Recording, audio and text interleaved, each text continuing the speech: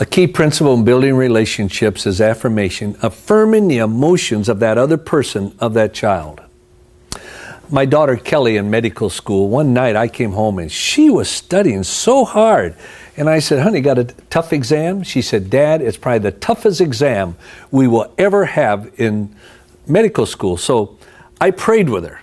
I got up early the next morning, about 4 o'clock, because they leave for medical school early. I walked out to the car with her, prayed with her again. As I walked away, I stopped her around and said, by the way, honey, what time is the exam?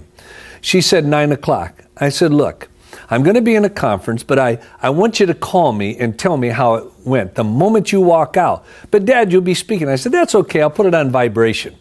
So about 11:15, I was speaking about 500 corporate executives, and my cell phone buzzed. And I pulled it out right in front of everyone. I saw it was Kelly. And so I said to the audience, excuse me, but my daughter needs her dad's attention. And I turned it on and I said, honey, how did it go? How did it go, sweetie? She said, Daddy, I got a 98. I can tell you how I would have responded to that before I learned this principle of affirmation.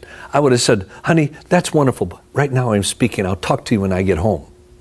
Well, the Bible doesn't say if somebody is happy, talk to them when they get home. It says if somebody is happy, be happy with them. In other words, if somebody is happy, hemorrhage. Let it all hang out. So right there in front of 500 corporate executives, I just went on, oh, honey, that's so wonderful. You work so hard. I'm so proud of you. I am so happy for you. You know what happened? For the next year of medical school, after so many exams, she would call me and just leave a message how it went or whatever. You see what made the difference? I was living biblical scripture. I was building a bridge. I was affirming her emotion of where she is. Rejoice with those who rejoice. If others are happy, be happy with them.